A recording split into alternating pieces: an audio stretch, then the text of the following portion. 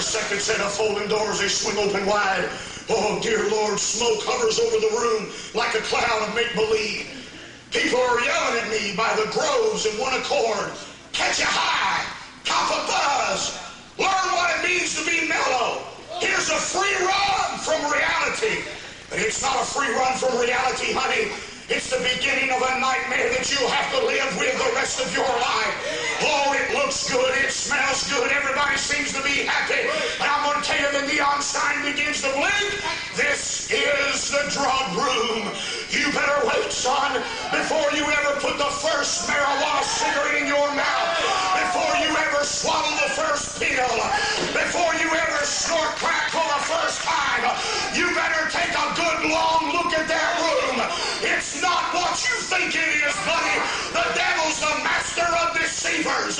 You better step back a while and look and see the depravity and the damnation of the drug room. The beer joint that I lived next door to all my life had 2 apartments upstairs. The boy that I was in high school with lived up there with a girl he'd gotten pregnant and eventually married, and her mother. 3 of them lived in that little 1-bedroom apartment next door to my home. Ronnie was a drum player in the bar downstairs, just a young boy. He got high one night. He was a dope addict. Blew everything he had. Let me tell you something about drugs. You'll take everything you've got and still want more. You're right. You're right. You're telling it right. And bless God, if he's satisfied so much, how come you got to keep going back? You're right. And I don't care what sports hero does it. I don't care what NASCAR driver does it. I don't care what football player does it. It's always been wrong, bless God. It's still wrong.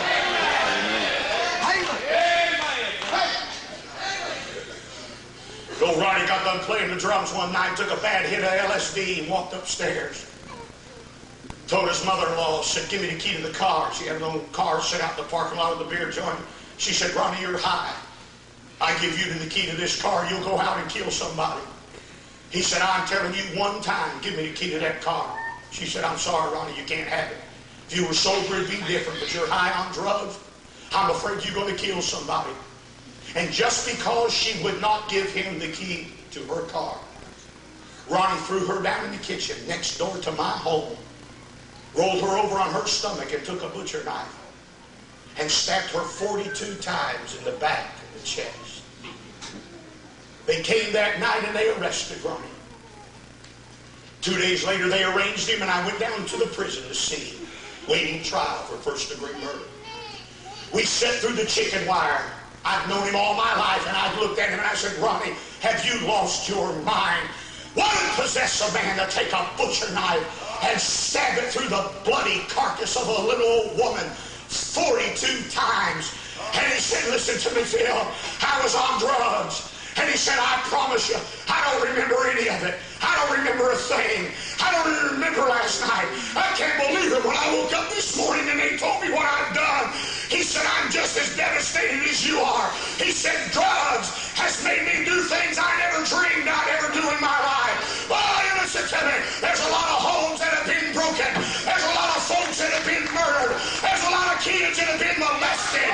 Oh, hear me well, over this drug traffic. And I don't care if Bill Clinton did smoke dope. Bless God, it's never been right. It's still not right. God ain't never changed his mind about it. It was wrong 20 years ago.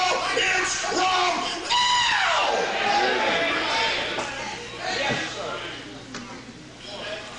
If all the drug offenses were taken out of our prisons, they would empty out tonight and be turned into motels. Drug-related crimes has corrupted this country to the degree that we've never known before. Look at me, son. I know I was a junkie. I'm not some punk that was raised in Sunday school all my life. I was a stinking junkie when I got saved. I know what it is, bless God, to get to the point where you'd kill anybody to get what you got to have. Jerome Harlan called me one night and said, Phil, I'm having a big party. He said, I want 22 of the strongest downers you got. I said, Jerome, that's a lot of stuff. I said, well, you're talking heavy stuff. He said, I want 22 of the strongest you got. And I met Jerome Harlan on 82nd and Denison Avenue. He sold him 22 of the strongest downers you could buy on the streets. Next morning, about 9 o'clock in the morning, there was a knock at my door. I went to the door, and a young fellow that I'd known from the neighborhood on the street said, hey, have you heard? Have you heard? I said, heard what? I hadn't heard anything.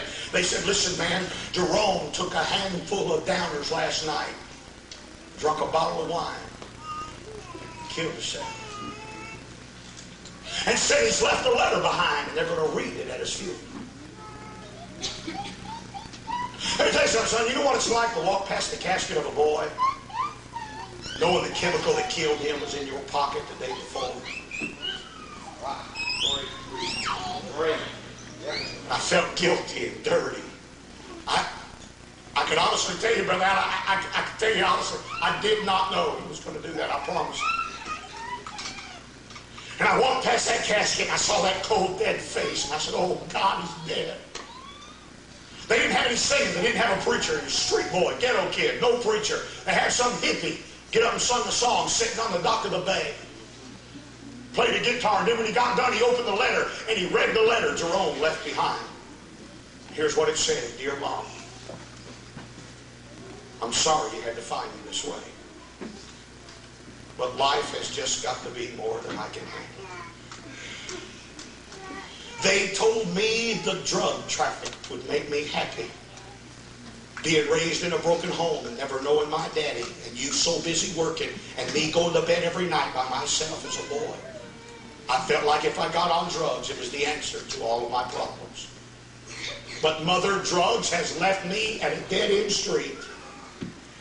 It's left me at a dead-end street. It's left me at a dead-end street. I'd rather die than live another day enslaved. Goodbye, your only son, Jerome Harlan. Oh, listen to me, son. I know what the television says.